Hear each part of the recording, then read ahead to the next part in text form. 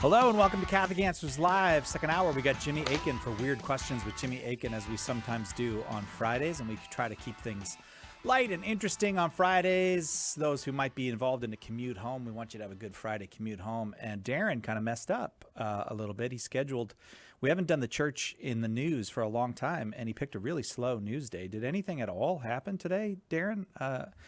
All right, we've got some news to talk about, of course, and we've got a great man here to talk with us about the news. J.D. Flynn is editor-in-chief of the Catholic News Agency. He's a canon lawyer. He's published work in the Washington Post, the New York Post, First Things, the National Catholic Register, and other places. He's familiar to those of you who are longtime listeners here of Catholic Answers Live. He previously worked in diocesan administration as chancellor of the Archdiocese of Denver. He and his wife have 3 kids, and perhaps the most important thing for those of you who have not gotten your cards and letters yet, his birthday is next Tuesday. Hello, J.D. Flynn. Thank you for being with us. Hey, thanks for having me. You're welcome to call and ask J.D. your questions about the news if you'd like a Catholic take on what's happening in the news around the world. 888-318-7884, our number, 888-318-7884. And if you don't know about the Catholic News Agency, you really should. J.D. and all the folks over there have made it into a legit news agency. You guys do a great job over there, J.D. Well, we try. I am blessed to lead a great team of journalists here in the U.S. We have a Denver bureau and a D.C. bureau. Then I have journalists working hard in Rome and in the U.K. And then we have a kind of network of journalists around the world. So we're trying to do what we can. Yeah, and you cover it very, very well, and it's not easy because I know you know this, but this is a world religion, the Catholic faith. It's everywhere. There's it's not that there's a church everywhere. Like there's some countries there should be a church in, like Saudi Arabia, where there's no church. But Catholics are everywhere, and there's a lot to report on. Yeah, that's right. I mean, our goal is to cover the news of the church and the news of the world, and to do that from the lens of our faith. So we take as a given that the things the church teaches are true, and we use those in the way that we understand and assess and report stories. But we're journalists, and we think that there's an important work to do as journalists in the way that the church is covered in a serious way, both as the spiritual reality which it is, but also as the human community which it is, as a sociological reality and a political phenomenon and all those things too. So we try to bring our faith into the best craft of journalism that we can do. I want to talk to you about, there's major news within the last hour about the President of the United States. President Trump was taken to Walter Reed Hospital in Washington, D.C. We don't know if it's precautionary, given that he had a diagnosis that we all know about today of having contracted the coronavirus. I don't know if there's a Catholic take on that, but maybe I could just ask you, well, I mean, certainly the Catholic take is we pray for the President of the United States. We pray for everyone who suffers the affliction of the coronavirus. And that's not just an act of charity. It's it's a duty. It's an act of justice to pray for those afflicted. God didn't give us all this grace so we wouldn't put it to use. But I don't know if beyond saying that the president is in our prayers, whatever people may think politically, we pray for human beings. We don't worry about their political affiliations. But any other take you might have, any other thoughts come to you maybe about how you'll cover this? Well, it'll be interesting, obviously, because you're right. The first thing is to pray for the president as to pray for anybody who has coronavirus. And I was reminded today that as we pray for the president and the first lady who have the coronavirus, also to keep in our prayers those who work in the White House who are both political staffers, but also just the staff who keep the White House running, who have been potentially exposed to the coronavirus and who won't have the kind of attention, obviously, that the president will have as they themselves have to be tested and all of those things, and to pray for their families. It's been interesting to sort of watch over the course of the day. Early today, journalists in D.C. were reporting that the president had mild symptoms, and then that he was going to be given some experimental treatments, and then that he had a mild fever, and now to progress from that to being taken to Walter Reed Hospital for a couple of days is pretty serious. Now, it may well be a precautionary thing, but the president, fits into some of the demographics that are a risk factor for a really serious bout of coronavirus. Yeah. And so how that will impact um, this election cycle. I mean, we're just now, just a month from election day itself, and what that will mean for the president's ability to campaign. And we have an open question already about what's going to happen with debates. And so I think this just in a year of absolute uncertainty, I think this just throws more uncertainty into what's going to happen between now and the election. Yeah, it does indeed. And the mortality rate. I heard a news reporter say today the mortality rate for someone in President Trump's age group, I think he's 74 years old, is 5 times what it is for younger people. But we do have to remember that 5 times means 5 times, it's 1% for younger people, and it's something like 5 or 6, maybe 7 or 8% for someone in President Trump's age group. So while you wouldn't wish it on anybody, Yeah. you're still well over a 90% chance of surviving it. Yeah, I think one of the things that's going to be interesting to see, because you're right about that. I think, there are some initial reports that come out that say people who have the coronavirus and survive it may end up with ongoing sort of pulmonary problems or those kinds of things. So I think I don't know about you, but I watch the stats every day, and so I always know kind of what the fatality rate is, but I forget that all those people who don't die, many of them will have ongoing sort of, health challenges. Yes, that's a very good point. There's just so much that we don't know. There's Yeah. just so much that we don't know. And what those you don't you I mean this is the news business, and you're right in the heat of it every day, but you want to admit what you don't know, but you never want to be dramatic about it either. So, and I do think so. We got a lot of maybe dramatic personalities in the secular news media. Yeah, I think that's so. One of the things that's a great blessing for us at Catholic News Agency is that we are, we're an apostolate of EWTN. We're an apostolate of EWTN News, and we don't, of course, we want our news to be read by as many people as is possible, and as many people are able to read it. But we don't have to sort of chase traffic, be sensationalistic, be muckraking in order to sort of get eyeballs in the way that some secular news outlets have to do, because we're supported by our donors and benefactors, and that gives us the freedom, I think, to try to do the news responsibly, and we try to do that. And I think if you're in sort of in this profit paradigm, sometimes that can call that into compromise. Yeah. 888-318-7884 is our number. That's just the news of the hour, and I thought it best, especially since we're doing the Church in the News today with J.D. Flynn, the editor-in-chief of the Catholic News Agency, that we should at least address the fact that this news has broken within the last hour that the president was taken to Walter Reed Hospital, and we certainly want to reiterate again and again that he is in our prayers. 888-318-7884. However, you're welcome to ask whatever question you'd like about the news in the world today, and about the news business, because JD knows all about all that. 888-318-7884. JD, can you help me with what is happening with, there's all this reporting on the Secretary of State of the United States, Pompeo, going to Rome and then not being seen by the Pope. And then there's a bit of a tussle, it seems, between the American diplomats and the Vatican diplomats about what to do about China. Can you kind of tell us what the story is? Like, what's going on? Yeah, let's start with China. So you probably know, and listeners, you probably know that religious freedom is practically a non-existent concept in China. That religion is highly scrutinized and highly regulated, and people who practice a religion that's outside of the bounds that are established by Beijing are subject to intense and incredible persecution. And we know right now about the Uyghur people, the Uyghur Muslim people of Northwest China, who are being interred. More than 1 million people have passed through internment camps, really concentration camps in Western China. We know about the persecution of the Falun Gong. We know about persecution of Tibetans, and so we know that religious persecution is a fact of life in China, and that's true for Christians too. And so for a long time there was sort of a split in the Catholic Church in China. There was the state-approved church called the Chinese Catholic Patriotic Association, and that Catholic organization was really under the thumb of Beijing, and so bishops would be appointed by Beijing rather than by the Pope and be ordained illicitly and installed as diocesan bishops illicitly and without the communion of the Pope. And then there was an underground church, which was separate from that and loyal to the Pope.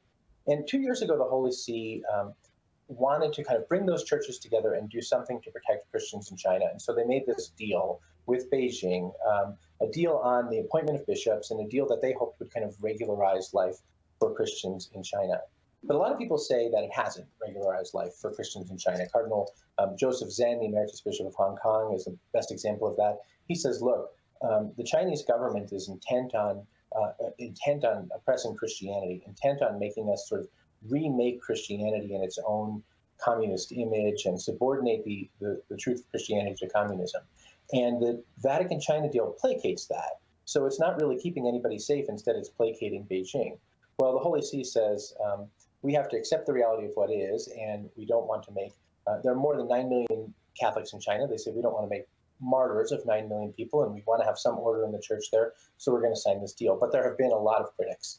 And one of the more recent critics is the U.S. Secretary of State, Mike Pompeo, who says, look, we all can see that things are getting worse for religious people in China, which is true. Xi Jinping has declared a period of the sinicization of religion, which basically means a systematic effort to make all religions conform to the ideals of Beijing. And we know that religion is getting worse during that period. And so Pompeo has been saying to the Holy See, look, you need to speak out more about these things. This deal is keeping you silent when there are real human rights abuses in the church. So he went to Rome this week and said that. And the Holy See, I think there are a lot of critics of the deal, and I understand completely where they're coming from. At the same time, I would not want to be in the position that Cardinal Parolin, the Secretary of State of the Holy See, is in, where the decisions he makes will decide whether Christians in China go to prison for life, are sent to re-education camps, or possibly martyred. And so there's been this tension between the U.S. pressuring or encouraging the Holy See to speak out more concretely, and the Holy See saying, we've been down this road, we've dealt with a lot of oppressive governments, and we know what we're doing. Now, what's going to happen, I don't know, but that's kind of where things stand right now. Again, 888-318-7884, our number. J.D. Flynn is editor-in-chief of the Catholic News Agency. We have to take a quick break. When we come back, I want to ask you, because we get asked all the time, actually, about whatever happened to the report on the McCarrick case, former Cardinal McCarrick. And then there's more financial scandals, or at least financial news anyways. You'll have to tell me if it's a real scandal in the Vatican. People want to know about this stuff. You report very fairly on it. I'd like to get pick your brain on it when we come back after we take a quick break. But we do have that store-wide sale going, the second day of our store-wide sale. It's that time of year. We're launching it now, and it'll probably continue at least throughout this month's hundreds of items at 10 to 25% off and more, some up to 50% off, ebooks, MP3s, CDs, books, DVDs, even our School of Apologetics courses, plus $5 flat rate shipping if you live within the continental United States. Visit shop.catholic.com today. Catch Catholic Answers live anytime at Catholic.com. Underwriting for Catholic Answers Live is provided by Real Estate for Life. Real Estate for Life connects home buyers and sellers to real estate agents while supporting pro-life organizations. On the web at realestateforlife.org. Are you a coffee drinker? If so, you can now enjoy a coffee roasted to perfection by the Carmelite monks of Wyoming. Delicious Mystic Monk coffee is roasted and prepared by monks in a hidden cloistered monastery and is available in over 25 varieties. All Mystic Monk coffees are works of perfection and labors of love. For more information on how to purchase Mystic Monk coffee, visit mysticmonkcoffee.com. That's mysticmonkcoffee.com.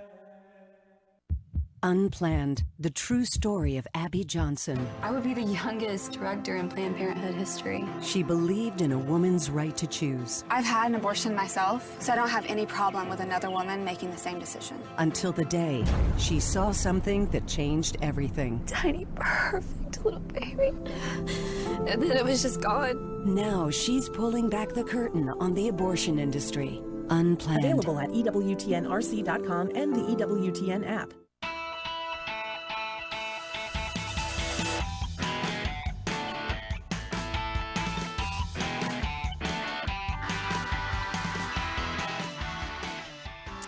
Welcome back to Catholic Answers Live. I'm Cy Kellett, your host, and our guest is J.D. Flynn, the editor-in-chief of the Catholic News Agency. And I have to say, as a fan of Well Done News, I'm a big fan of J.D.'s. They do very fair reporting, very thorough. They don't pull punches, but they're also not dramatic. It's hard to find that balance in the news, but they do seem to find it there, and I hope you will check out the Catholic News Agency for your news. Our number is 888-318-7884 if you want to call and ask JD anything about the Catholic Church in the news, but I'm going to ask what people ask us all the time. So, and because I don't know the answer to this, I just share, I think, in the frustration of a lot of people. And this is one of the things where I think a kind of independent Catholic media, and by independent, I mean not owned directly by church institutions, but, can report in a way that maybe, I was the editor of a diocesan newspaper. It's difficult to have full a sense of independence there. So I think you're able to, and you do a good job of reporting on stuff that's just apparently just seems unacceptable. What happened to the McCarrick report? Why haven't we seen it? Are we ever going to see it? Those are great questions. But before I answer them, let me just say I'm a big fan of the Southern Cross, your diocesan newspaper. Oh, thank you. Yeah. They do a good job. They do a good job, and I know you put out a good product too. So thank you, Jay. And I think diocesan newspapers, I really mean this, I think diocesan newspapers are hugely important, and as they kind of go away in financial crisis, I'm really sorry to see that. But that's not what you want to talk about. You want to talk about McCarrick, as everybody does. It was 2 years ago, it was October 6, 2018, that the Holy See announced that it would begin an investigation into its own files and archives, what it had about the history of sort of Theodore McCarrick's rise through the church. And the reason I remember it was October 6, 2018 is because it was my birthday and I was in Rome and I was just about to go out to dinner, and then they put out this statement and I had to go back to the office. And I was a little bit bummed, but I was glad because this investigation that they said they were going to do seemed like it might get to the bottom of some of these important questions. We knew what some of the allegations against McCarrick were. We knew that he would have a trial at the Congregation for the Doctrine of the Faith. We expected that he would be laicized. But what people really wanted to know is, how did this happen? How did this guy spend 63 years as a priest and a bishop with a beach house and abuse of seminarians and abuse of young priests and abuse of teenagers? How did this happen for so long? And no one put a stop to it. And I think we had all thought that this investigation might point to what some of the networks were, or where some of the mistakes were, or where some of the omissions and faults were. So that investigation included not only the archives of the Congregation for Bishops and other offices of the Holy See, but also the Archdiocese of Washington, we know, sent material to it, the Archdiocese of New York, the Archdiocese of Newark. And we know that a report has been completed. And we don't know whether that report will tell us everything we want to know or will tell us practically nothing, but we do know that we've been expecting it to be issued for about a year now. And we don't know when it's coming. And to be candid, I don't know any journalist who has a good theory about why that is. There are some people who say, well, there are litigation windows open in New York and New Jersey right now, and maybe that's the reason that the church can be kind of these look-back window legislation, that the church can be sued for historic sexual abuse, and the Holy See doesn't want to release the report during that time. There are other people who say, well, who speculate maybe the Holy See is waiting for some church figures to die who can sort of be blamed for some of these things, which I hope is not the case. I hope the case is, the Pope has proven on a number of occasions during the sexual abuse crisis that while we Americans are in a hurry, he wants to take time to pray and study the Word of God before he acts. And a number of times over the past few years, that's frustrated us as Americans. We've said, we need to do this right now. And the Pope said, no, we're going to have a retreat. No, we're going to pray. And some of those periods of retreat have been, the U.S. bishops have said, have been really, really fruitful in them kind of figuring out what to do in a Christian way. And I hope that the Pope is praying through this and trying to make the right decision about how to present this in a way that will help people to keep their faith and hold people accountable. But there are a number of other possibilities too. Yeah, so we just don't know. But I imagine in your position, you do hear the frustration from Catholics who are like, tell the truth. We don't. Absolutely. Yeah. Whatever it is, tear the Band-Aid off. I think I include myself in that. We want to know the truth, whether it's good or bad. I want to know. I grew up in New Jersey. McCarrick was my bishop. Archbishop Myers of New Jersey just died. Lots of people have said, well, how did Archbishop Myers knew about some of this? He made settlements. Why didn't the Holy See step in? Why didn't they stop it? I want to know, and everyone else does too, because I want our church to be what Christ calls it to be. I want it to be holy. And so it's frustrating. Again, 888-318-7884, the number. If you have a question about the church in the news, you're welcome to call and ask J.D. Flynn, the editor-in-chief of the Catholic News Agency, 888-318-7884. So you've got reporters in Rome, and then now we've got media reports that Cardinal Becciu, who's involved in the finances of the Vatican, may have moved money where it shouldn't have been moved. So, first of all, how do you assign a reporter to that? What do you tell them to do? Who do you go talk to about that? We have been covering an unfolding financial scandal in the Vatican for a little more than 2 years, and unlike the Vatican, we've filed a lot of reports in that time. So I guess, But the way that you uncover a financial scandal is one piece at a time, and sometimes the pieces don't even make sense. But you just find a connection here and a connection there, something that seems inappropriate here, something that raised questions there, and you put them together. And what our reporting and the reporting of some other news agencies have shown over the past 2 years is that there are a number of complicated relationships between offices, dicasteries of the Vatican, and unsavory business figures, people who have been, in some ways, investigated by authorities for money laundering or fraud. Now, not all the business people they do business with, but a disproportionate number of the people they do business with have been investigated for financial misconduct or have been implicated for financial misconduct in one way or another. And so you start to look for, okay, you see these sort of spokes, what's the hub? And the hub seems to be a set of transactions at the Secretariat of State for the Holy See, which is sort of the central administrative office of the entire Vatican. And a lot of them seem to center around a business transaction by which the Vatican invested in and eventually bought a luxury apartment building in London. Now, property is a good investment, right? I mean, everybody says we have some money, buy some property. But still, it's a little unusual to see the Holy See or any government buying property buildings instead of index funds. It's just sort of not what you expect.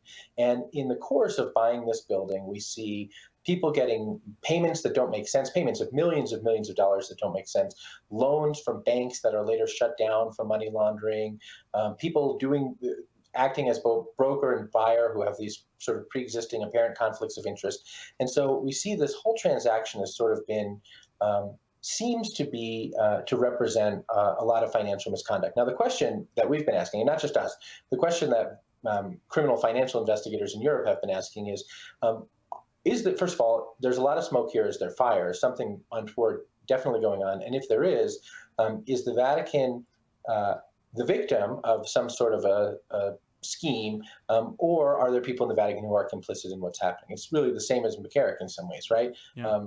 Who are the bad actors? What are the networks that connect them? And then are there church figures who fit into that? Now, in the midst of all that reporting, Cardinal Angelo Becciu, who for years served as the Pope's kind of chief of staff, the sostituto of the Secretary of State, which basically means no piece of paper gets to the Pope's desk without getting to his desk first, the nerve center of the whole church. Last week, Cardinal Becciu was fired from his job. He had been moved to become the prefect of the Congregation for the Causes of Saints. He was fired from that job, and he was also, he resigned the rights proper to cardinals. So he remains a cardinal, but he can't vote for a pope. He can't act like a cardinal. And that is extremely rare. In fact, it's the first time that we can find in history that it's happened for financial reasons. It's happened for sexual misconduct and happened for some theological reasons. But for financial reasons, we've never seen this before.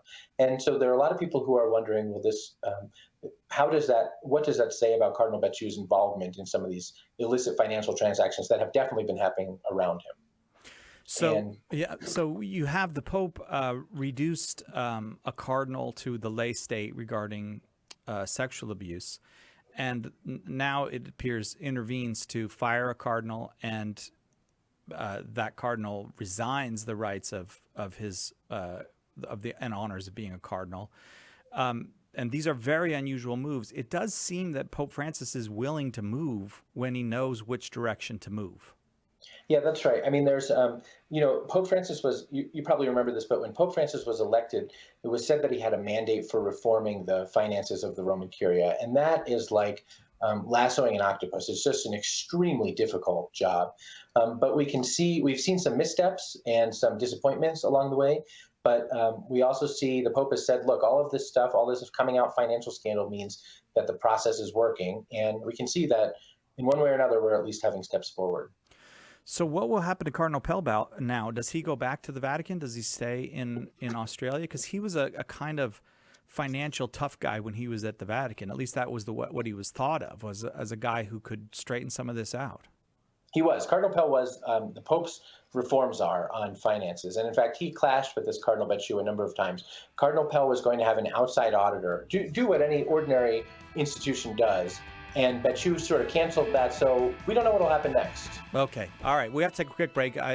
Callers, I'll let you on when we come back. 888-318-7884. It's not all bad news, but we got to talk about this stuff. This is news. And while you got the editor-in-chief of the Catholic News Agency with you, you might as well ask him. 888-318-7884.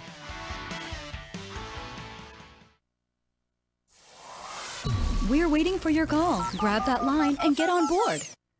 To many people, even many Christians, purgatory is a fantasy, or worse, a wicked lie invented by the church to make salvation complicated and keep people in fear. But I'm here to tell you that purgatory is fact, not fiction. The Bible supports it, Christians have historically believed in it, and it makes theological sense. In my new book, Purgatory is for Real, I provide the evidence and reasoning to help you understand this controversial doctrine and demonstrate how it's actually a joyful, hopeful reality, not something shadowy and mysterious, but a sign of God's love and mercy. To get your copy of Purgatory is for Real, visit shop.catholic.com today or ask for it at a good Catholic bookstore near you. Did you know you can access Catholic Answers Live right from your phone or other mobile device? Download the Catholic Answers Live app today. The Catholic Answers Live app, available now on iOS and Android. Bishop Joseph Strickland of Tyler, Texas, is one of the most courageous leaders in the church, known for his outspoken support of unborn life, Orthodox faith and morals, and reforming Catholic institutions. In his groundbreaking new book, Light and Leaven, he offers a forthright perspective on the state of the church today and calls on the lay faithful to meet its challenges boldly. Touching on topics including parish renewal, the centrality of the Eucharist, the need for prayer and silence in a noisy and distracted age, and the battle between good and evil in the church and world, Bishop Strickland's wise insights and evident love for souls will inspire and edify you. To order your copy of Light and Leaven, visit shop.catholic.com today or ask for it at a good Catholic bookstore near you. Are you retired? If so, what has been the hardest thing you've had to adjust to? That's our topic Monday on Take Two with Jerry and Debbie on most of these EWTN stations. Now we return to Catholic Answers Live.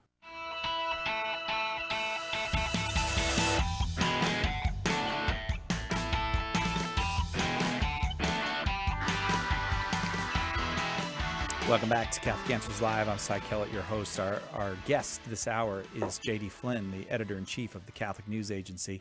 In many ways, reinventing Catholic media. Just reinventing. Wow. Yeah, but I mean, not that other people haven't done similar things, but you guys are putting the whole thing together, reporting on world news, reporting on the news in the church, and doing so in every level in a very professional way. That's the way I see it. Thank you. That really means a lot. I really appreciate that. Well, I say that because I want to ask you this. With your connection, do you think you could get the Pope on our show with your connections? I met the Pope one time, and I called him since, but he doesn't call me back. So I don't know what to tell you. You met Pope Francis. I did meet Pope Francis. Have you had the chance to meet the Holy Father? Well, I was in Rome and saw him from a couple hundred yards away. Maybe 100 yards, less than a couple hundred yards, maybe 100 yards away, and he didn't even say hi to me. He acted like I wasn't even there. It was I was hurt. I got to tell you. 888-318-7884, the number. More stuff to talk about. There's so much to talk about, but I want to let callers get on with you, JD. All right, so we'll take some calls. Great. All right, let's start with Mary in San Antonio, Texas, listening on the Guadalupe Radio Network, the extent of which I just heard about the other day. This is a huge radio network. That's why we get so many Guadalupe Radio Network callers. Mary, Your question for the editor-in-chief of the Catholic News Agency, J.D. Flynn. Thank you. Thank you, Si, for everything you do there and all your great gifts. Thank you. Just a question. Any updates on the beatification of my own personal favorite saint, Fulton J. Sheen? Great question with a simple answer. No, we do. I wish we did. I was so excited about the beatification. We were all set to go and be there. And I know a lot of people, just like Mary, are so JD, you're just gonna have to kill the and video, JD, because we yeah. I know a lot of people were so excited about his beatification and no updates. So we just, I think, keep praying. Sorry about that. Thank you. Yeah, indeed. I think we Americans know the quality of the man, Fulton Sheen. We know where this is headed in the long run. At least we think we do. But in the short run, man, around and around it goes. 888-318-7884 is the number. I see no reason not to go to John in Denver, Colorado, listening on 1060 AM. So we're going to go there. Thank you very much for that call. John, your question for J.D. Flynn. Mr. Flynn, my question is, has the Vatican been infiltrated by homosexuals, Freemasons, and communists? And can we identify them by what they do? All right. Three groups: homosexuals, Freemasons, and communists. JD, in the Vatican. What do you say? Great question, John. And first of all, you're calling from Denver and I'm in Littleton. So, if you want to come over and talk about this more sometime, just let me know. Great question. That it's the kind of thing that people talk about all the time. We do know that during the Soviet era, there were communist spies, Soviet spies who had low-level positions in and around the Vatican. So in a certain way, some of the sort of perception about those things is rooted in that real history. What were the other ones? Homosexuals and Freemasons? Yeah. Okay. We also know that, historically there have been real and legitimate, at various times, anti-ecclesial, anti-clerical, anti-Christian Masonic plots in Europe. It's hard, I think, sometimes for us in America to recognize that, because we think of the Masons like a social club, like the Elks, or something like that. But Masons really do have their history in definitive anti-Catholic intentions and a secular vision for Europe and the world. Is there an infiltration of homosexuals in the Vatican? I think it is true, and we know this based upon what has happened, that there are gay men in the priesthood who become bishops, just as there are gay men in any number of professions, and that at times the illicit sexual activity of bishops, whether it's homosexual or otherwise, the illicit sexual activity of bishops has become a source of incredible scandal in the church. We've just been talking about McCarrick, and we know that the illicit sexual activity of McCarrick has become a source of scandal in the church, and we know about other bishops who have similarly fallen. I think the last question you ask is the most important. Can we know it from their actions? Well, what we know from our Lord is that we know a person by their fruits. And so I don't think it's sort of necessary for us I don't think it's necessary or even helpful for us to sort of be mapping out sort of theoretical infiltrations or theoretical sort of networks or cabals of people, mafias of people who are bent on doing this or that. But what we can see is a person bearing the fruit of Christ in their life, and is a person living the Christian life. And I think it is reasonable for the church to be asking that. It's reasonable for us to be praying for church leaders for that. And I think it's reasonable for us to be attentive to whether or not leaders in the church are manifesting grace, a life of grace in the way that they conduct themselves or not. John, thanks for the question. Can I add one group to John's question? Because it looks to us in the United States sometimes a certain way, and I don't know if it is actually this way, but it looks to us in the United States when we look at it, we see these really remarkable men who are bishops from Africa.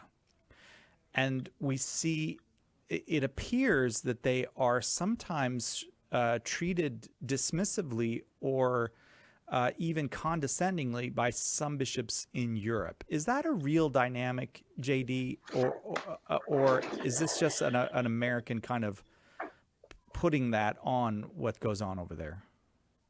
You guys are asking good questions that are hard, and I'm glad you're asking them.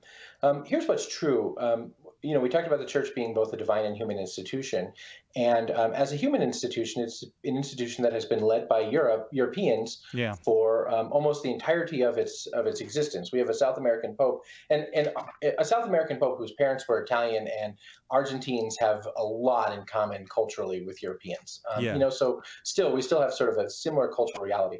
But we have a church that, from a human perspective, has grown up affected by its cultural surroundings, in the same way that if the Vatican were in Philadelphia, things would work differently and look differently.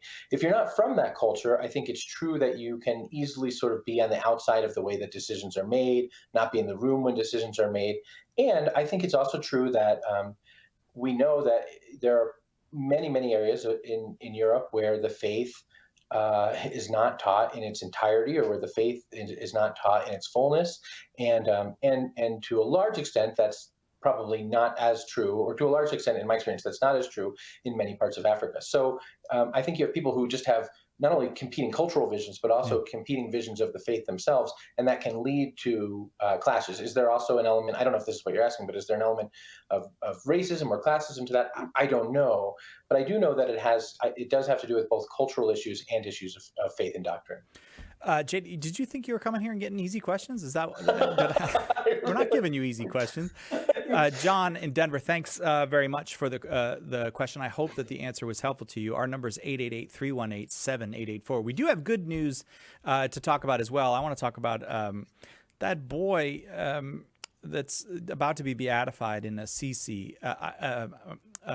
Carlo Acutis, did I say his name? Yeah, that's right. But we'll do that when we come back after the break, because I want to let another caller get on and ask you about a financial question. And then we'll talk about some of the good things happening. 888-318-7884, the number. Up next is Rick in Arlington, Virginia, listening on 103.1 FM. Rick in Arlington, your question for J.D. Flynn. Hi, Mr. Flynn. Thanks for taking my question. I appreciate the insights you've given us so far.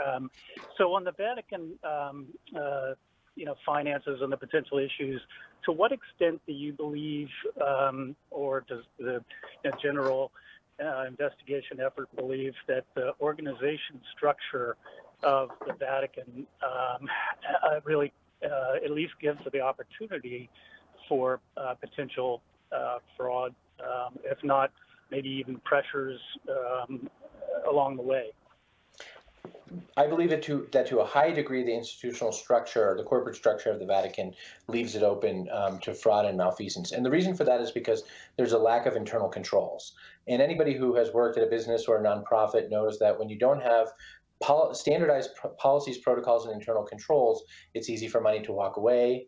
It's easy for money to get lost, and it's easy for people with bad intentions to find a weak spot of one kind or another and exploit it. So part of the work that Cardinal Pell was doing was to have an outside auditor, an American, Big Five accounting firm, come in and do a top-to-bottom audit of financial controls in the Vatican, and that didn't happen. It was canceled. Actually, it was canceled by Cardinal Paciu, the guy we were talking about earlier. And a lot of people have been calling for that kind of thing. I think the structure of the Vatican has grown up organically over time, without a whole lot of sort of forethought about its organizational systems. And as a consequence of that, when something grows up organically, it doesn't always grow up as well as it might if you had a sort of deliberative plan for how things would interrelate and how things would be audited. Internal audits and external audits would be a huge deal. And we're not there yet, although I think Pope Francis has been clear that he's very open to those kinds of modernizations and reforms of business practices. Rick, what do you think? That's great. That's great input. So good to hear. Hopefully they continue down the Holy See's path of corrective actions. So I teach at CUA and forensics, actually. So that's good to hear. Hopefully there'll be some reforms and tighter controls if those are necessary. Yeah, like when tighter controls amount to getting an audit, that's a bad situation. Right. I mean, it's a great point, Rick, but every institution on earth is audited, and the Vatican can't sustain an audit? Or operate, the kinds of things like a P&L or balance sheet, other things that we would consider to be sort of ordinary modes of internal control and accounting. And it's not, again, I don't think that's malice on the part of anyone. I just think it's the way that this thing is so huge and has such an important mission. And in the church so often, and Si, you know this, I think, from your work, it's so easy to put the urgency of the mission of right now ahead of kind of these more laborious structural projects. And I think that's what's happened at the Holy See for centuries.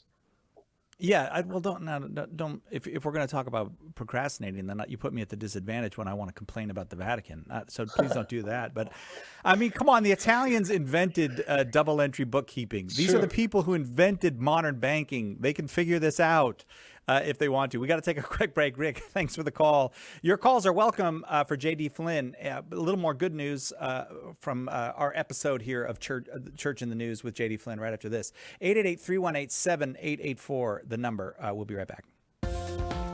This is Archbishop Paul Coakley, the Archdiocese of Oklahoma City, and you're listening to Catholic Answers Live. Do you love praying for people? Have you ever wanted to use your gift of prayer to share Jesus with others and build up the body of Christ? Start a public prayer station with St. Paul Street Evangelization. Listen to people's needs, pray with them, or invite them to meet you at church. St. Paul Street Evangelization can help you get started. Find out how at streetevangelization.com. That's streetevangelization.com.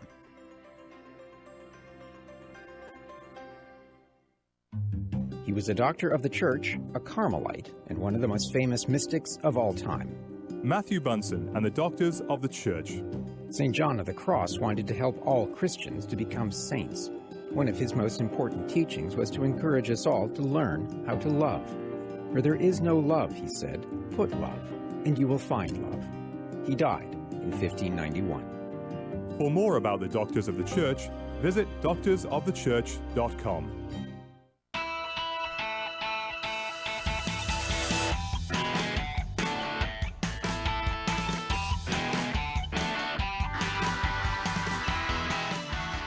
Welcome back to Catholic Answers Live. J.D. Flynn, our guest this hour. Hey, next hour we're going to do Weird Questions with Jimmy Akin. And that's always a fun hour. It's just fun to be with Jimmy. But Jimmy was made to answer weird questions. He was made to answer weird questions. And we've got a bunch of them when we come back for the second hour. Our number here, 888-318-7884, if you'd like to ask J.D. Flynn a question. J.D. is editor-in-chief of the Catholic News Agency, and his birthday is Tuesday. I'll remind you of that again. And I'll gladly take a weird question. I'm keen for that, too, if it comes up. Well, okay, here's a kind of a weird question. What do you make of the boy saint of Assisi? I am really excited about this guy. So there's a boy who will be beatified October 10th named Carlo Acutis. And Carlo died as a teenager. He died when he was 15 of leukemia. And he died in 2006. So he is a very recent saint, so much so that Carlo made a website to catalog Eucharistic miracles. And Carlo was a gamer. He loved his PlayStation. He is an ordinary kid of our own era who had an extraordinary love for God. And I'm excited because I think he's a real role model of living the Christian life in the contemporary world in an earnest and a real way. How so? I guess part of the process of being beatified is to exhume the body, and now they have the body of Carlo Acutis in a case that you can see in, and it has a glass wall on it. What a beautiful, beautiful boy, even in death. You just feel so attracted to this kid. Yeah, he lived a beautiful life, and his body is on display through October 17th. Basically, the city of Assisi is having a 17-day party for his beatification, and his body is on display for veneration during that time. And his heart is going to be put in a monstrance that will be displayed with other reliquary that will be displayed with other relics in the Basilica of St. Francis in Assisi. So his heart will continue to be available to be venerated just right behind the altar of St. Francis in the Basilica. This is, it seems to me that this is kind of your job in a very special way, JD, that this is real life just as much as, the COVID-19 is real life, just as much as all of our politics and everything is real life.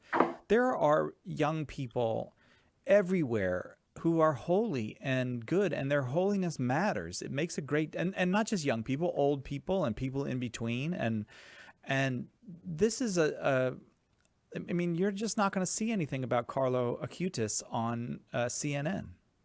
Well, I'm glad that we can tell the story of Carlo. I think he's such a cool kid. And really, the most fulfilling part of our work is to tell the stories of ordinary people who are living the Christian life in one way or another, who have found some apostolic initiative or who are praying in a beautiful way. When we can give witness, Paul VI says that modern man listens more willingly to witnesses than to teachers. And I think that's true. I think that's what stories do.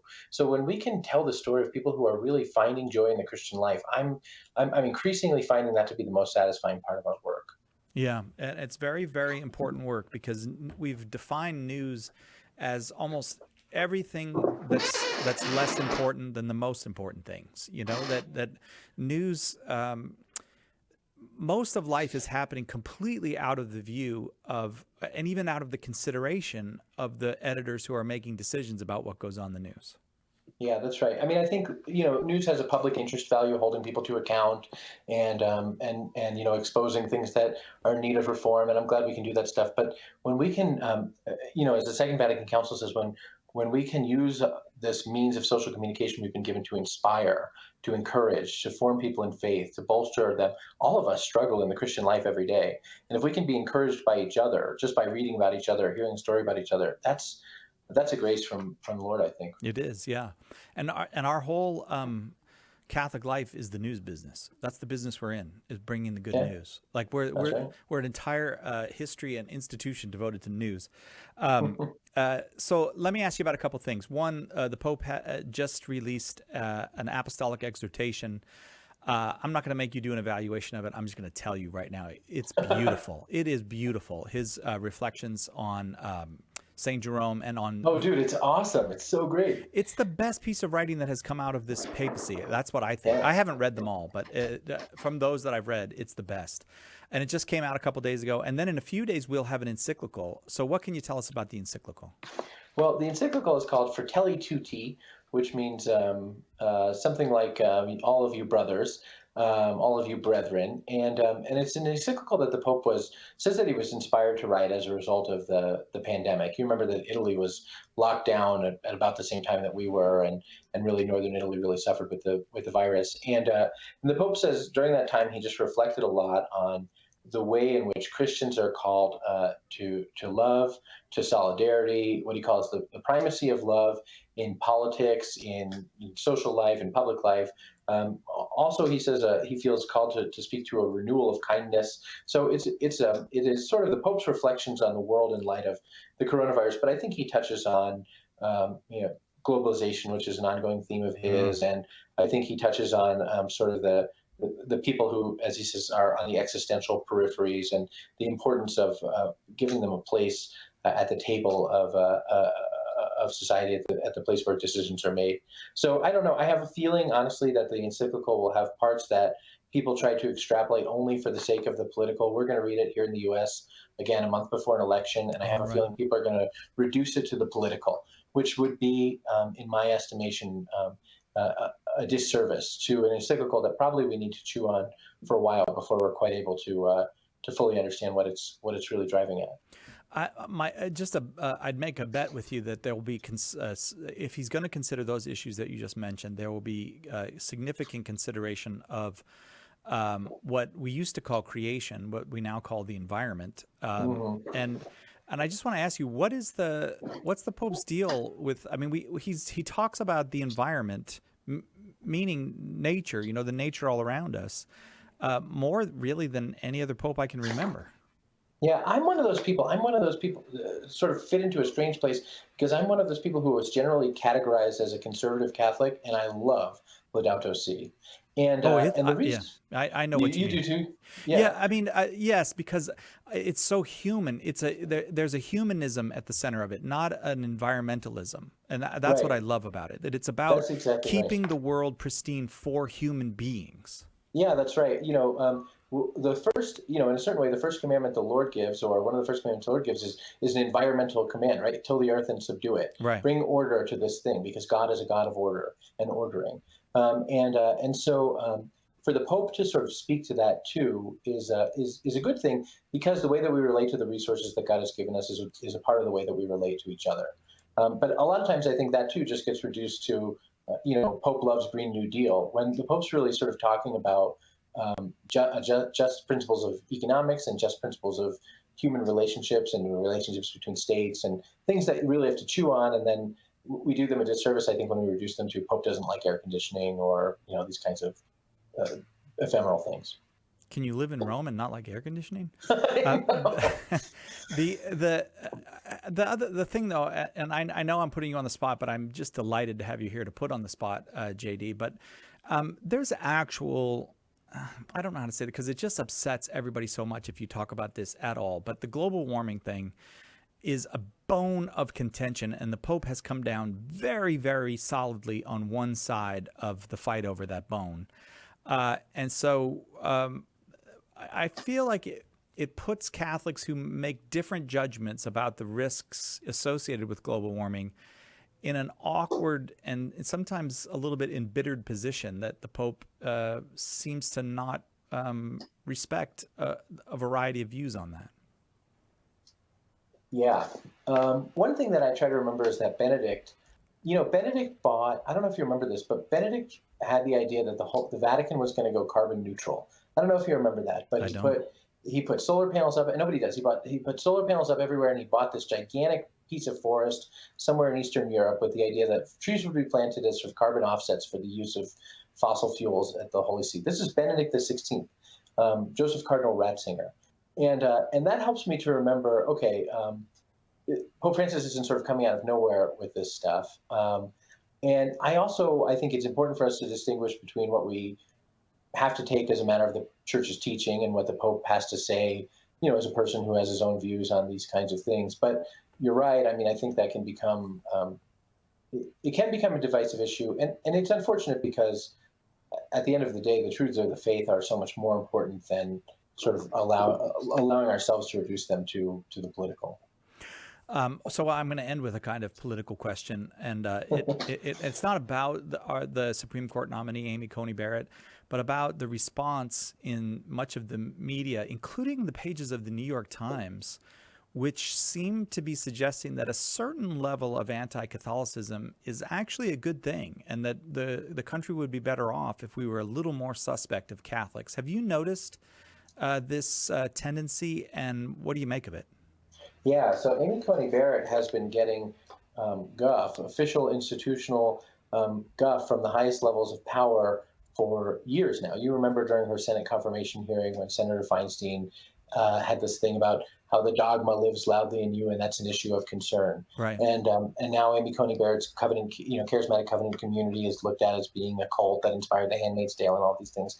And it's so funny because on the one hand, we have a presidential candidate who is touting his Catholicism as being a thing that gives him, values. And on the other hand, we see institutional elites from any number of places decrying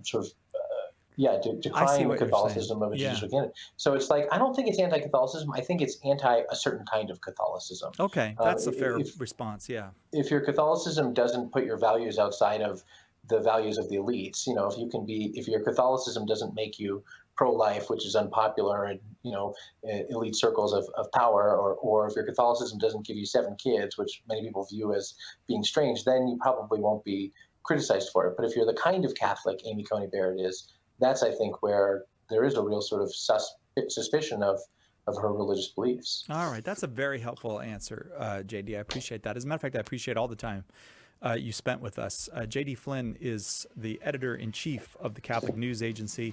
I feel like I want to make a commercial that says, like, if you want to know what the church teaches, go to Catholic.com. If you want to know what the church is up to, go to the Catholic News Agency. What do you think? That's so nice. That's a good.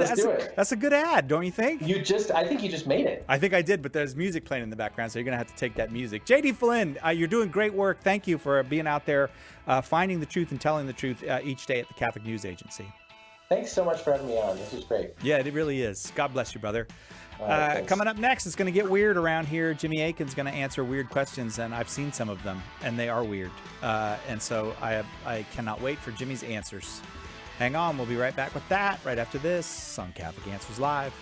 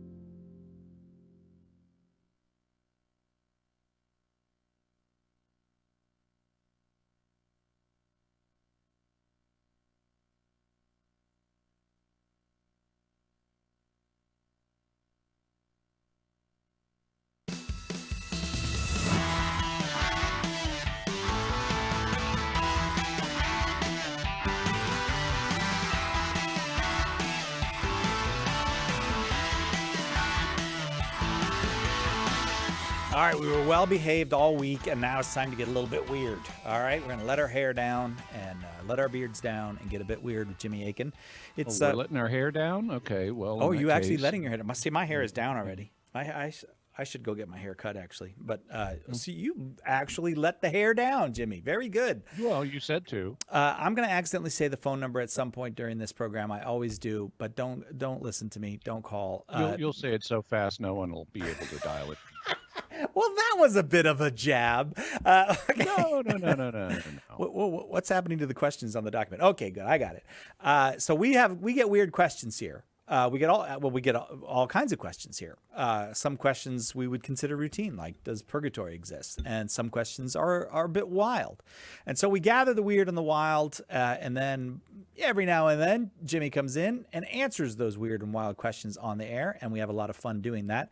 Jimmy Akin is senior apologist here at Catholic Answers, the author of, look at this, I got a stack of books right now next to me. The Fathers Know Best, A Daily Defense, Teaching with Authority, The Bible is a Catholic Book, and many others. Jimmy Akin, thank you for being with us.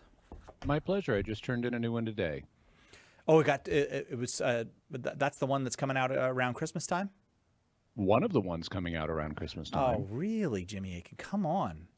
I feel like this period of turmoil in our world has made you more productive.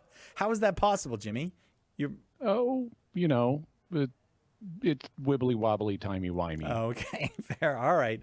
It all goes back to the man in the TARDIS. All right, almost gave out the phone number there. All right, I got a bunch of weird questions for you. You ready for some weird questions? Okay. All right, this one comes by email from Christian. I know Jimmy hates prefaces to questions, so I apologize. Bear with me.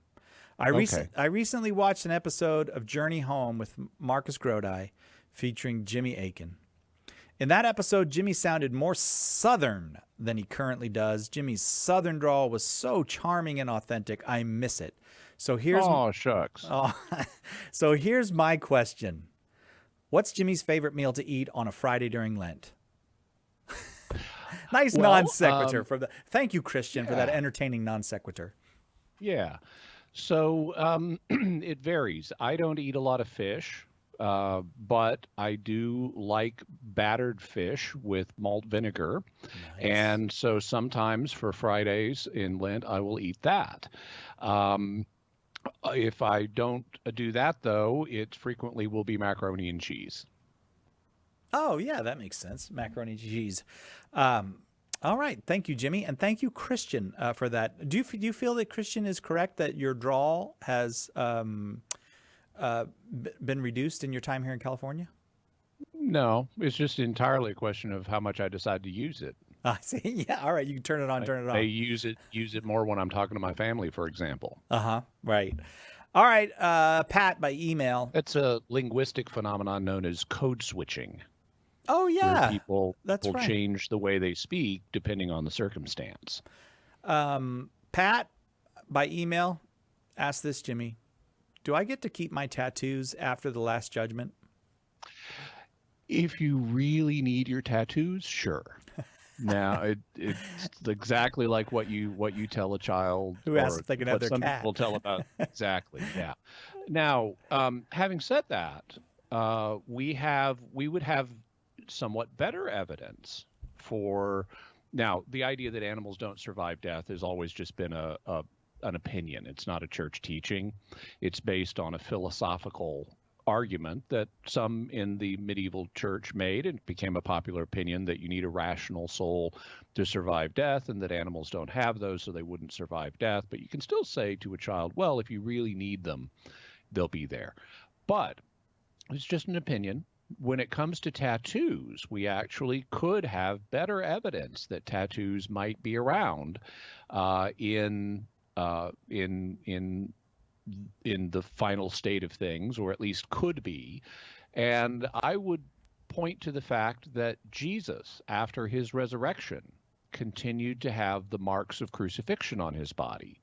So he, during his life, suffered a bodily alteration of an extreme kind, and that bodily alteration was still there Now, I don't think it had to be there because he had a glorified body. So I think if he didn't want his wounds to manifest, then they wouldn't. But he at least did manifest them sometimes, like when he appeared to Thomas and let Thomas feel the nail prints in his hand and the spear wound in his side. And so if Jesus's bodily alterations could manifest after the resurrection, then I would suppose other bodily alterations could manifest after resurrection for the rest of us, because our resurrection bodies are going to be like Jesus's.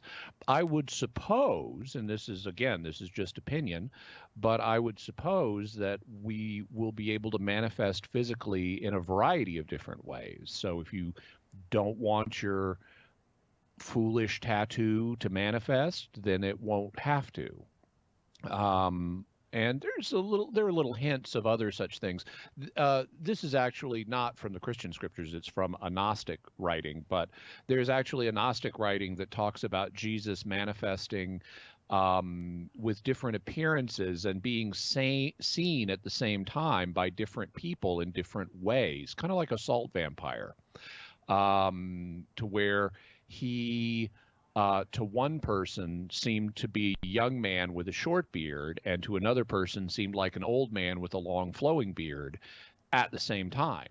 And so he also manifested to the disciples on the road to Emmaus without them recognizing him. So who knows exactly how we're going to manifest our appearances? I suspect we will not be limited to one. Pat, thanks for the email. Salt Vampire, is this a reference to the original Star Trek? Yes, the very first broadcast episode of the original Star Trek, as a matter of fact. Oh, that was the first one that was broadcast? Yeah. Yeah, okay. All right, Rob's got a long one from email, but I think I got to read the whole thing to get the gist of what Rob wants to ask. Apart from Jesus' passion, would Jesus ever have gotten sick or hurt? Or would Psalm 91, which Satan quotes, apply and he would be protected? Moreover, would he have allowed himself, Mary, or the apostles to become sick or hurt, especially during his public ministry? Seems that would be kind of bad for business since he was curing the sick. So wouldn't he just cure the sickness from himself, Mary, or an apostle? Or would the sickness injury just be prevented altogether? If so, would it be Jesus himself or the angels that would guard them from becoming sick or hurt? So with regard to Jesus himself, he was born in mortal form, and that means he was not yet in a glorified state where he could not be injured. So he could be injured. He could suffer pain, as he did, for example, when he fasted for 40 days in the desert, one of the passages Rob is referring to. He suffered the pains of hunger.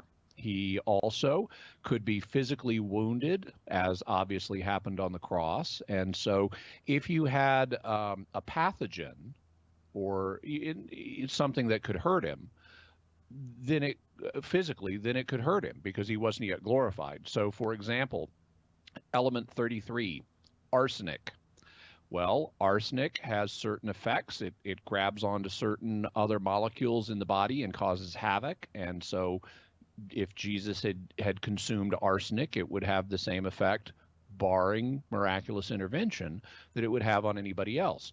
Or if it was a virus or a bacterium, it would have the same effect that it would have on anybody else, barring miraculous intervention. Now, because Jesus, we don't have any record of Jesus getting sick, but it would hypothetically be possible. What we do have, even within his ministry, is records of him suffering pain, like the pains of hunger in the desert, or injury, like on the cross. So if he did have miraculous preservation from illnesses, this protection didn't extend to every form of injury, and it didn't apply at all times. Otherwise, he would never have been able to be crucified. So you could propose that maybe God protected him from physical sickness, and maybe God did, because we don't have records of him being sick. But we also wouldn't claim that he was like Superman walking around invulnerable, or that he had an immune system that would resist the effects of pathogens that would affect a normal person. In terms of other people, well, we don't have records of anybody getting sick, either Mary or the apostles, during the earthly ministry. We do have records of people associated with Jesus getting sick and even dying before the ministry, because that seems to have happened to St. Joseph. He appears to have been an older man who apparently passed on before Jesus's ministry began, which is why Jesus entrusts Mary to the beloved disciple instead of just sending her home to St. Joseph after the crucifixion. Also, we have, after his earthly ministry, apostles like St. Paul and also St. Timothy suffering from illnesses. St. Paul talks to the Galatians about how he first preached to them because of a bodily illness that he had. He needed to stop in his travels, and he recommends to Timothy that he take some wine for the sake of his stomachs because of his frequent illnesses. Apparently, Timothy had digestive troubles, and so we do have instances where suffering and illness were part of God's plan, even for people like apostles, but we don't have records of it during the ministry itself. So he may have either protected people from getting sick at that time or immediately healed them, or they may have gotten sick and it's just not recorded. Thank you very much, Rob, for that question. We appreciated It's Weird Questions with Jimmy Akin today. We have collected a bunch of weird questions. The next one that's coming up after the break, I'm really looking forward to because it's a movie that I've seen, a little hypothetical about a movie that I've seen, and I want to hear what Jimmy's answer is.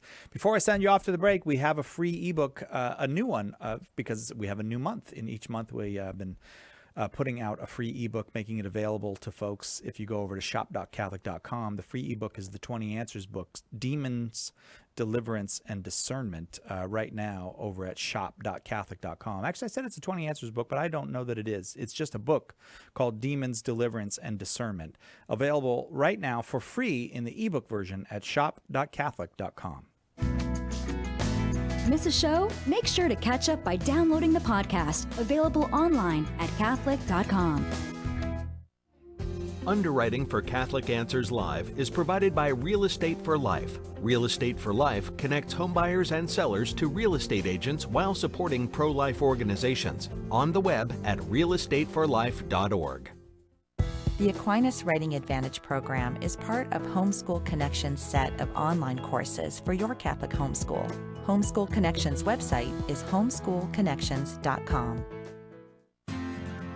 Sometimes we may be asked by those who don't pray on a regular basis, why should we pray, or why do we pray? Well, I pray to get closer to God, and I always think about what my patron saint, St. Teresa of Avila, said. She said prayer is really nothing more than a conversation with a friend. If we think about it that way, it will help us guide our conversations with God, which we should be having as often as possible.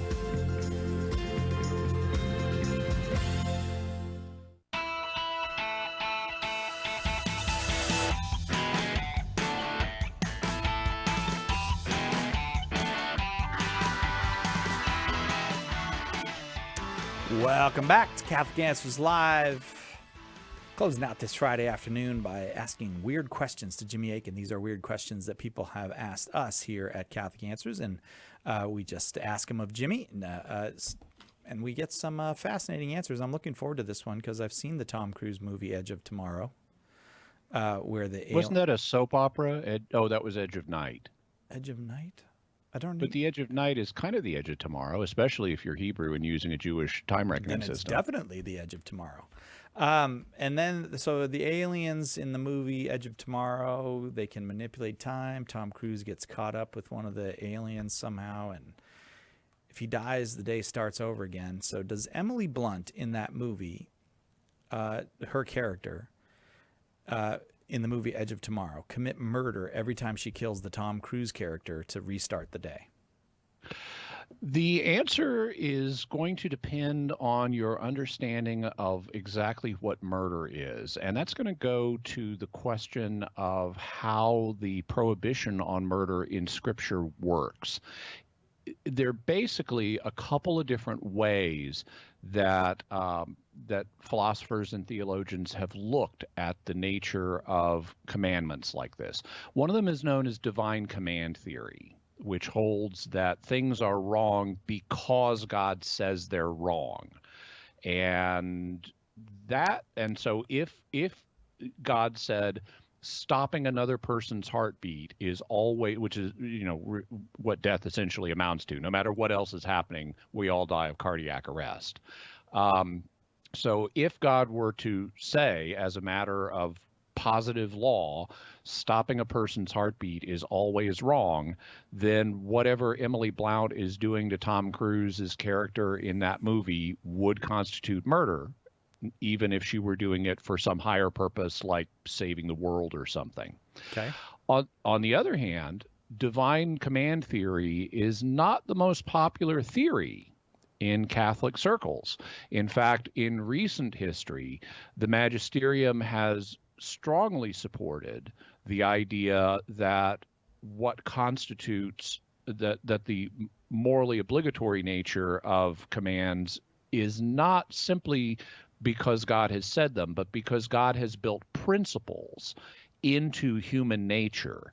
And when we are acting contrary to these principles, that's what a violation of divine law is. And so if that analysis is true, you'd have to look at the principles that are in play here, and do they really constitute an illicit form of taking life or not?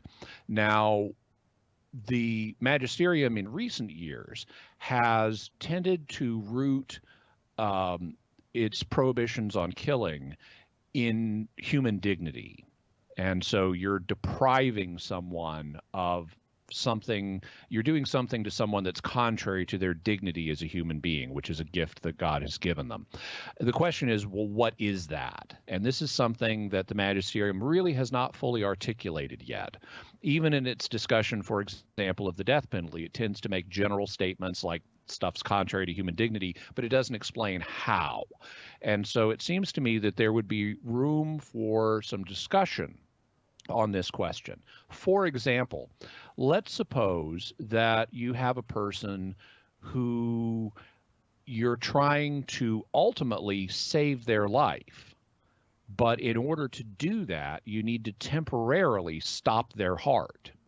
For example, let's suppose you've got someone who has a serious heart problem and you need to do heart surgery on them.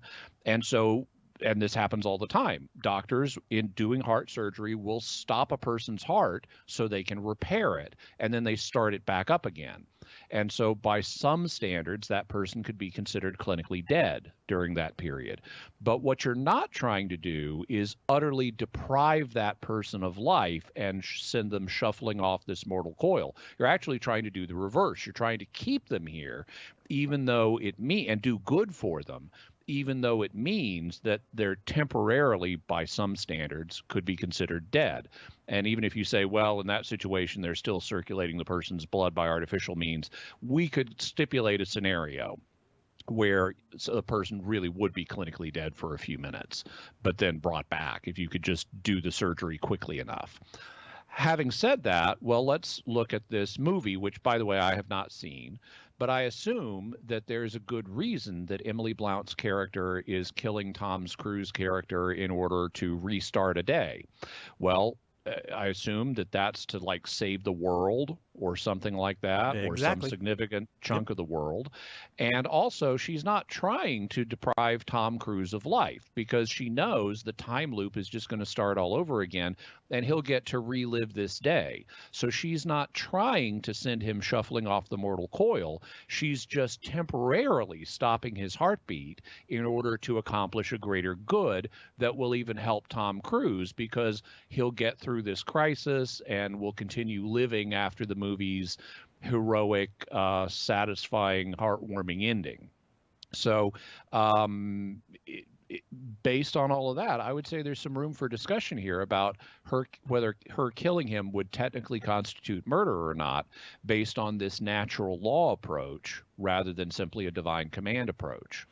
Thank you, Joe. Really appreciate that question. It's Weird Questions with Jimmy Akin today, and we've collected these questions, so they're already here with us. And if you'd like to ask a weird question of Jimmy Akin, just email us here at radio@catholic.com, radio@catholic.com with your weird question, and we'll put it in the collection that we assemble each month or so to ask Jimmy these questions. Let's see. Let's go next to Taylor.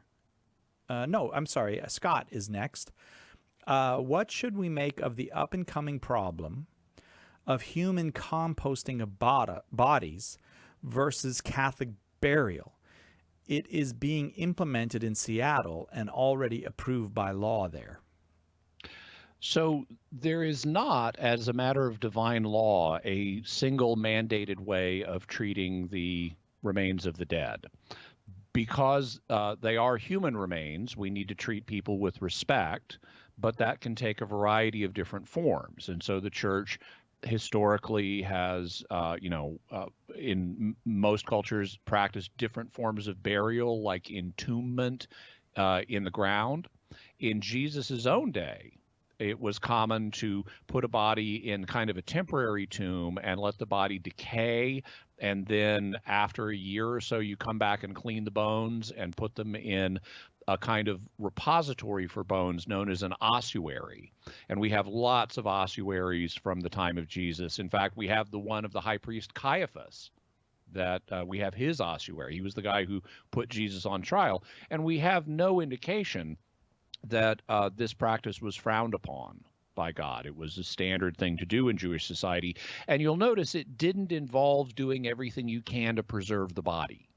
The decay of the body was foreseen, and then you cleaned the bones. And so there's not a divine, in more recent times, the church has also, provided it's not done for reasons contrary to the faith, has also not had a problem with cremation. And so that also involves a destruction of the body. Now, it is part of Catholic culture and is required by church law that we then treat whatever is left over of the body in a dignified way. But so you can't, under current Catholic law, you can't just scatter someone's ashes in the ocean. Okay. But it's not a matter of divine law that the body has to be kept together and preserved. And hypothetically, someone could say, well, I am trying to, respect my loved one by letting their body play this role in fertilizing stuff to continue the cycle of life. And I could even, speaking on that person's point of view, could even say, well, that's not in principle different than organ donation, where you allow parts of a person's body to be used. You take the body apart, use parts of it to help other people. And so one could make a case for this, but what I would say is that's not where we are as Catholics. That is not our tradition. That is not our custom. This would not be allowed by church law. And frankly, it would sow a lot of confusion with a high risk of an erroneous eco-spirituality. And so if I were a voter in an area where this was being considered, I would definitely vote against it.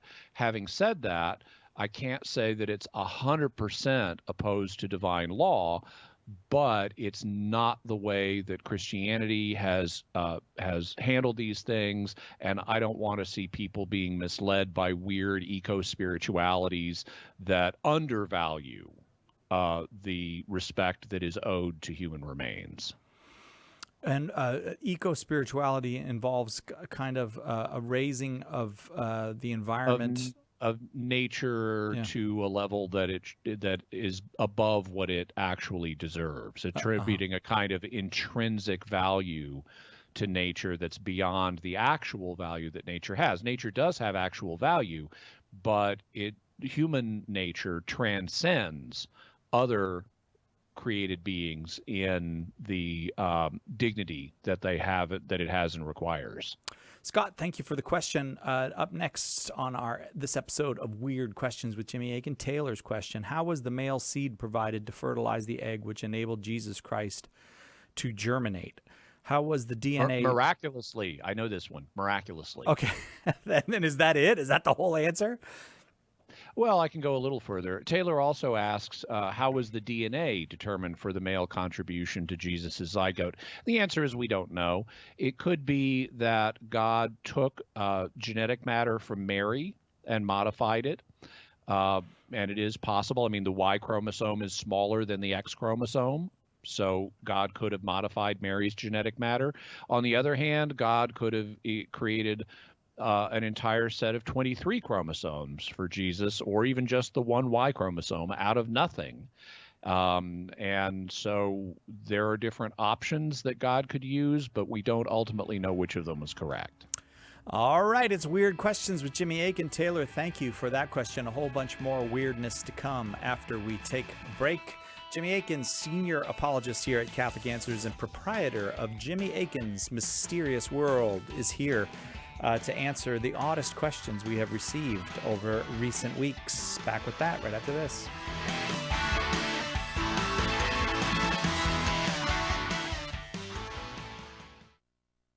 Catholic Answers Live. If you spend any time on Twitter, Facebook, or mainstream media, you're probably familiar with the litany of slogans that skeptics employ to rescue you from the foolish belief that God exists. The constant onslaught seems to leave people with the idea that they have no alternative but to embrace atheism. How can a Christian respond? In One Less God Than You, John DeRosa breaks down 20 of the most common atheist challenges and shows you how to craft effective answers. Atheism is more aggressive and widespread than ever. Read One Less God Than You and prepare yourself to respond with the joyful truth that God is real. To get your copy of One Less God Than You, visit shop.catholic.com today or ask for it at a good Catholic bookstore near you. To many people, purgatory is a fantasy, or worse, a wicked lie invented by the church. But I'm here to tell you that purgatory is fact, not fiction. In my new book, Purgatory is for Real, I'll give you the evidence and reasoning to help you understand this controversial doctrine and demonstrate how it's actually a sign of God's love and mercy. To get your copy of Purgatory is for Real, visit shop.catholic.com today or ask for it at a good Catholic bookstore near you. Have you subscribed to the Catholic Answers Radio Club newsletter? This is Catholic Answers Live host Cy Kellett, and I want to tell you about our new weekly newsletter full of behind-the-scenes information and facts you need to know about the show. It's easy to sign up. Just visit CatholicAnswersLive.com and look for the newsletter sign-up box on the front of the page. It's a great way to keep up to date with what's happening with the show and see what's coming in the days ahead, delivered weekly into your inbox. Sign up today for the Catholic Answers Radio Club newsletter and see what you've been missing. Go to CatholicAnswersLive.com. Are you retired? If so, what has been the hardest thing you've had to adjust to? That's our topic Monday on Take Two with Jerry and Debbie on most of these EWTN stations. Now we return to Catholic Answers Live. What? Nick? That's so special. Very groovy. Groovy, baby. A little bit of Friday groovy music. Is that in honor of Jimmy? Were you he says yes, and he bows to you, Jimmy. Were you feeling guilty that Jimmy didn't get groovy music yesterday? Maybe a little bit. All right. Jimmy Akin here. Shouldn't ever feel bad, but it's always much appreciated. Jimmy's senior apologist, of course, and the proprietor of Jimmy Akin's Mysterious World, with where today dropped the explosive final episode. I'm taking Jimmy's word for it because I have not seen it yet. There are explosions. There are explosions. The explosive final episodes in the 3-part series that Jimmy did on the age of the planet Earth. So you can get that today. There's a supernova, I think you told me, explodes in this one. Not a well, or just depends. No, we deal with starlight in this, and we do have actually a supernova that that we talk about in the episode, but there are explosions much closer to home than that in this episode that we discuss. Oh, all right. Like what would happen here on Earth if, as many creationists claim, The rate of radioactive decay jumped by a factor of 1 billion during the year of the flood. So 1 billion years worth of radiation was released from all the uranium deposits in the Earth's crust during the year of the flood. Oh, that wouldn't go well, huh? Not so much. All right. Jimmy Akin's Mysterious World. You can find it on the internet, which is not hard to find. You're just going to have to tap some keys. Let's go next to a question from Mark. Oh, we're doing weird questions today with Jimmy Akin. Mark asks, what do you think the spiritual state of the Time Lord is? Before you answer, Jimmy, I have to say, this is not a question about Celtics center Robert Williams, whose nickname is the Time Lord. This is a completely different Time Lord. Okay, so what's the question? What do you think the spiritual state of the Time Lord is? Or a Time Lord. I apologize. A Time Lord is. Okay. Well, I think it depends entirely on what we do. You know, if a Time Lord does good things, and then his spiritual state is going to be good. Like, for example, the Doctor has saved many, many, many people and cultures, so that's good. On the other hand, the Master has done many, many, many bad things, and so I think the Master's spiritual state is generally going to be bad. Having said that, Time Lords are like human beings in that they have free will, and their spiritual state can change over time. So when, after the Doctor visited the first Martian colony, he decided he was the Time Lord victorious and didn't care about the laws of time anymore, he fell from grace and got his comeuppance and had to repent. On the other hand, the Master has varied over time, has sometimes done good things, and even as Missy repented of all of the murders that the Master had committed in the past and became good. So Time Lords have free will too, and their spiritual state can go back and forth. Thank you very much for that question, Mark. It's Weird Questions with Jimmy Akin. Next, this one comes from Michael. Given that divine revelation has provided us knowledge of invisible beings called angels and demons, and given that the fall of Adam is what threw the entire universe into discord, and given that all rational creatures are necessarily disposed to worship of God through the incarnation of Christ, what possible room could there be for the existence of an unknown, unreached race of intelligent beings on other planets not accounted for by revelation? So there are three givens there. The first one is that God has provided us knowledge of these invisible beings called angels, including the bad ones. And that would indicate that God can create rational beings other than humans. And so that would be a factor that would weigh in favor of the idea that some of these rational beings might be physical as well as spiritual, because we've got God creating rational spiritual beings like angels.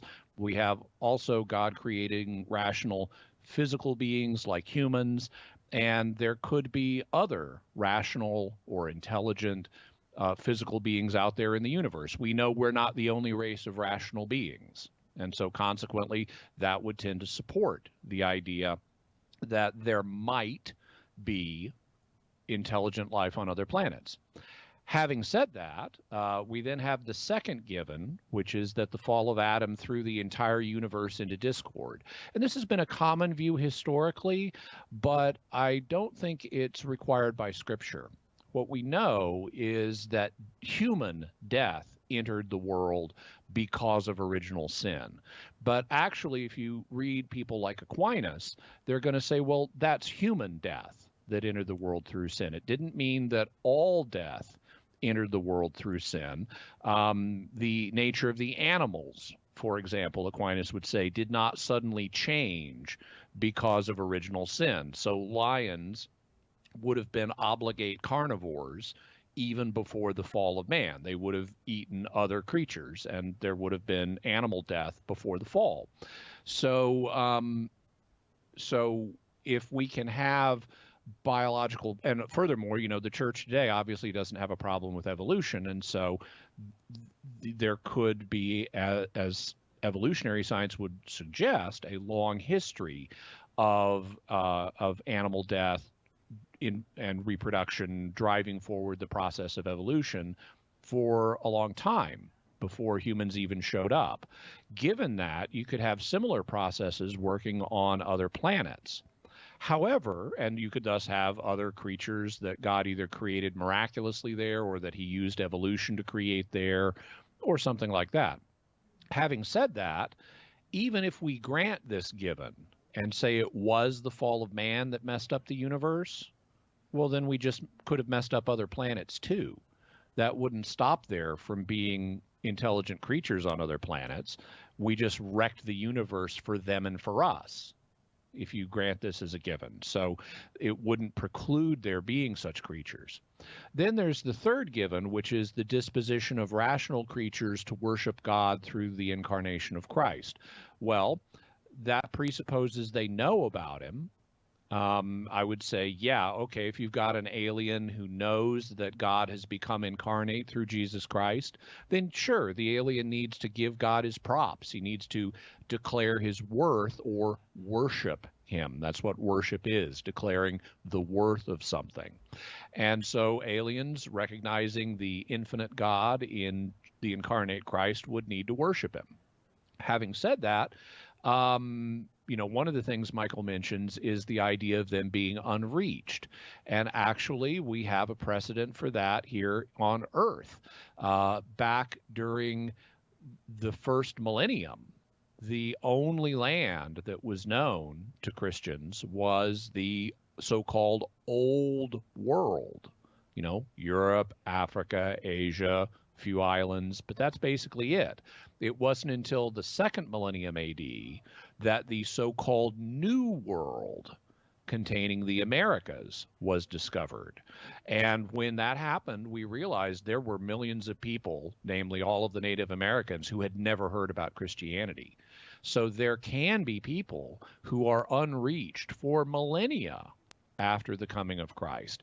And so we originally had the Old World here on Earth, then we discovered the New World here on Earth, and if we discover new worlds in the future that also have intelligent inhabitants, then we're going to need to reach them and teach them about Jesus Christ. They may or may not need to know about him for salvation, because they may never have fallen, but we want to share the good news of what God has done for us with everybody.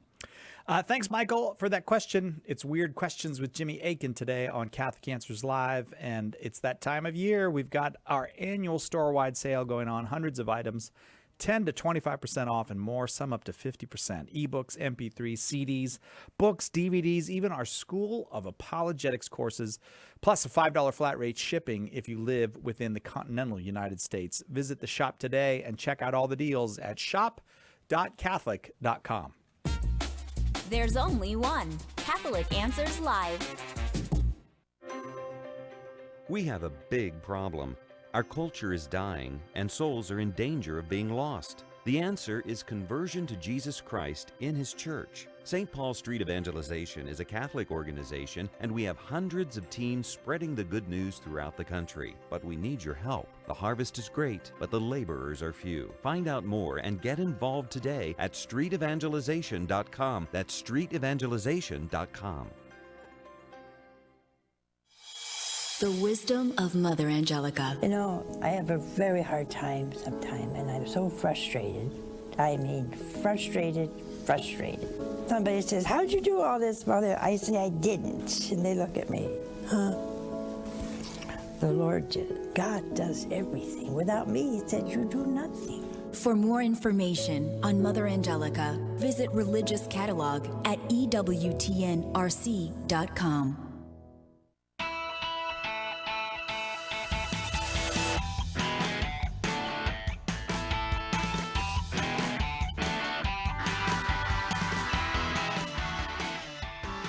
Feel a little weird? You feeling a little weird? That's because we're doing Weird Questions with Jimmy Akin this hour, gathering up the weirdest questions we have received in recent days, weeks, and months, and we're springing them on Jimmy to see what he comes up with for his answer. Jimmy Akin, of course, is senior apologist here at Catholic Answers. Brian asks this, Jimmy, in what sense could it be said that unicorns or dragons or trolls or Captain Picard exist? So we need to make a distinction here, because, as Aquinas would say, because there's more than one sense in which one could say these things exist. If there are other parallel worlds or parallel timelines, then they could all exist there in the fullest sense. But that's up to God. We don't have evidence of those things, so we don't know what God has chosen to do. We do know he created this world in this timeline. So let's focus on that. Well, none of these things exist in the form they are classically imagined here in human literature, but they all exist after a fashion. So let's take unicorns. Now, when people think about unicorns, they imagine a horse with a single horn on its head. And okay, that could exist, but it doesn't, unless there's an occasional, freak mutation somewhere. But if you go back into historical sources and you read about unicorns, like, for example, if you read the Roman naturalist Pliny the Elder, he wrote a massive work called Natural History on the natural history of the earth and all the different creatures that he was aware of that lived there. He was very curious about natural phenomena, so curious, in fact, he got a little too close to Mount Vesuvius in AD 69 and died. Bummer. Yeah, but first he wrote his natural history, and in it he talks about a creature in India called a monoceros, which means a one horn. And according to him, the Latin translation of monoceros, by the way, is unicornus, or unicorn. And according to Pliny the Elder, the unicornus, or monoceros, was a beast that was very large and very furious, and it had one horn in the middle of its forehead, and it had a head kind of like a horse, and a body kind of like a rhino, and feet kind of like an elephant, and also kind of a big tail, and it was so furious it could not be captured, certainly not easily. And people have looked at that description and drawn images of it based on what he says about its physical characteristics, and they realized he's talking about the Indian rhinoceros, which does indeed have one horn that is kind of in its forehead between its nose and its eyes. And so unicorns, in that sense, have existed. And actually, they're not the only ones. Now, they're the ones that Pliny the Elder was talking about, but there are other unicorns too, like the narwhal, which is a kind of cetacean sea creature that has one horn, and it swims through the sea and uses its horn for self-defense and hunting, I'm sure, and things like that. So there actually are unicorns in nature, just not the horse kind. So what about dragons? Well, coincidentally, on an episode of Jimmy Akin's Mysterious World recently on the Young Earth, I played part of a song from a creationist group, creationist artist, called D is for Dinosaur. And it's a really catchy song. I love this song. But the thesis of the song is that in the Bible, we occasionally read about dragons, but all they are is dinosaurs. Dinosaur is just a modern word that we invented to talk about dragons, but classically they're dragons. And this is actually right. One of the things that historians have been talking about in the last 30 years is the fact that fossil discoveries are not new. People have been finding fossils all the way through history. And consequently, when ancient people found these giant bones, they were not stupid. They said, well, there must have at one time lived this race of giant monsters here on Earth. And some of them had big, sharp teeth. And so that's the basis of dragon folklore. In fact, St. Augustine even talks about a giant molar that he saw that was found on a beach. And so this is part of history. There's also thought now that the griffin myth may be based on the Protoceratops fossils that people were finding, because Protoceratops shares certain characteristics with griffins, including being egg-laying. Okay, so what about trolls? Well, trolls come in different form in Scandinavian mythology. If you're wanting a naturalistic explanation for what could be at the basis of those myths, uncontacted people. Sometimes trolls are presented as basically human, but as wild, savage people who aren't Christians that live off in remote areas and can cause problems. That could be a description of a tribe of uncontacted people. So there could be a naturalistic basis for that. And then in terms of a naturalistic basis for Captain Picard, Patrick Stewart. That wasn't hard on the Captain Picard thing. Did I believe that you were the one who told me one time that the Emperor Augustus had a dinosaur? He had dinosaur bones. Do you remember? Was that you that told me that, or? I recall him having other creatures that were living. I don't recall him having dinosaur bones, although he might have. We do have records of ancient Greeks having dinosaur bones, and sometimes they'd put them in a temple or things like that. Yeah. All right. Thank you very much for that question, Brian. Let's go to Gordon's question. Gordon says, a Jewish friend asks me this all the time. How could the wise men have seen the star in the east if they were already east of Judea? Well, so even if they were in the east, they had their own east. But I think what he's getting at is they couldn't have followed the star east if it was all. We'll get there. Oh, okay, I see. Okay, we'll get there. Yeah. What it says is that wise men came from the east, and when they get there, they say, we saw his star in the east. Right. Well, that could mean when we were in the east, we saw it, and then we came west. Yeah. Or more likely, because east is a relative term, so no matter where you are on Earth, you have an east and an eastern horizon. What they meant was they saw the star when it rose over the eastern horizon. Now, from their perspective. Now, some people have proposed, and I'm not convinced of this, but I'll mention it for the sake of completeness. The Greek phrase that Matthew uses to describe what they say is that we saw his star when it rose en Anatole. And you can translate in Anatole as just in the east, but some have proposed that this may be, in this case, it may be used as a technical term for a specific kind of rising that stars and planets have, what's known as a heliacal rising.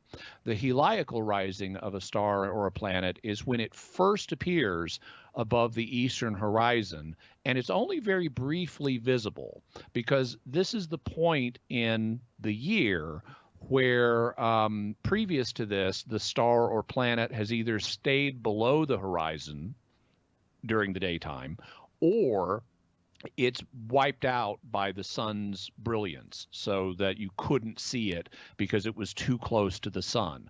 But there comes a moment in the cycle where it's very briefly, for the first time in the year, rises above the eastern horizon near the sun. And some have proposed that that's what they're saying when they say we saw the star in the when it rose in the east. They're saying we saw it at its heliacal rising. I'm not convinced that that's the case. I haven't seen enough evidence that would support that, but I think there are multiple explanations here that serve to explain the relevant data we have in Matthew. None of it is contradictory or anything like that. All right, we got a Raiders of the Lost Ark question for you from Ryan. If the Raiders of the Ark was written to have Indy and his girlfriend open the Ark instead of Marion, okay, open the Ark instead of the Germans, would they have died in the same ways the Germans did or not, because they didn't have any evil intentions with the Ark itself? Answering the question as posed, it would depend entirely on what Steven Spielberg and George Lucas chose about how to end the movie. Treating it more speculatively, we can't really say. We do have we don't have instances of the Ark melting anybody, like what happens to the villains in Raiders of the Lost Ark. Right. We do have an instance where a man named Uzzah touches the Ark when he's not supposed to, and he dies. And so that could have happened. We have a biblical record of something like that happening. On the other hand, we have other instances where the ark was captured by the enemies of Israel who were pagans, and the ark didn't kill all of them, and they probably didn't follow all of the procedures that the Jews did when handling the ark, like having it only carried by Levites who have it on poles and things like that. So so it's possible that a person who is not Uzzah, that was the guy that got killed, could at other times touch the ark and not end up dying. And since Indiana Jones and Marion Ravenwood were not people of ill will, they might have fallen into that category. All right. Thank you very much for the Raiders of the Lost Ark question, Ryan. Jim asks this: I would love to hear a layman's explanation of the immutability of God, how God is unchanging, and exactly what that means for a personal God who watches over us changeable beings. So to put it in simple layman's terms, God is outside of time, and that's why he doesn't change. That's why he's unchangeable and thus immutable. Immutable means the same thing as unchangeable. In terms of how he can watch over us and care for us, changeable beings, the answer is he's really good at multitasking. Just like humans can do more than one thing at a time, like walk and chew gum, unless you're maybe President Gerald Ford. That's God a Chevy Chase stereotype. Gerald Well, Ford. I could be mistaken, but I believe the president did say he had difficulty walking and chewing gum. He said that. Okay, all right. Maybe that's an urban legend. Okay. But humans can do more than one thing at a time. Some people, are one-man bands that are playing multiple instruments at the same time. Right. Other people are jugglers and they're keeping more than one ball in the air, or they're just piano players using both of their hands at once. And so God, because he's not only omniscient, is aware of everything going on in creation at once, and since he's omnipotent, he can affect everything in creation all at once. So it doesn't matter that he's outside of time and himself changeless, because he's able to interact with time all in a single moment via his multitasking ability. All right. I think we have time for one more. Jeremy asks, what happens when you have two popes and God forbid the second one dies first? I have to say I don't understand that question. Do you understand it? Well, you can never have two popes that are in office at once. There can only be a single successor of Peter at a time. I suspect he may be envisioning a scenario like the one we have currently, where we have a former pope who is alive and a current reigning pope. So what would happen if Pope Francis died before Pope Benedict does? Well, there would be a conclave, and then a new pope would be elected, because Benedict resigned the papacy. He is no longer the pope, and consequently he would not automatically become pope again. He is a priest at this point, and a bishop, but he is not a cardinal or pope. And consequently, it's high. I mean, you could say, well, what if a future conclave in this situation chose to elect Benedict again? Well, then he'd become pope for a second time. And there have been popes like Benedict the Ninth, actually back in the 11th century, who were pope more than once, and he was not a great guy, by the way. But you can have people who occupy the papacy more than once in the case of a resignation, but it would be very unlikely that this would happen in the present circumstances because of Benedict's age. All right, Jimmy, thanks very, very much. Jimmy Akin has been our guest. Jimmy is senior apologist here at Catholic Answers. His latest book is The Bible is a Catholic Book, but there's more books coming before the end of this year, probably, right? Two more books coming. Is one of them a 20 Answers, or are they? Yes. Oh, okay. 20 Answers, End Times. Oh, good. 20 Answers, End Times. We need that one. You can find Jimmy also online at you can find him at jimmyakin.com, or you can find him at Jimmy Akin's Mysterious World. Just look for it online. Thank you, Jimmy. Thanks very much. My pleasure, Cy. A wild week. The wild 2020 continues. We will regroup and see you back here again as soon as we can, God willing. Jesus Christ is the light of the nations, though. Nothing to worry about. We'll be right back. We'll be back, God willing, right here on Catholic Answers Live.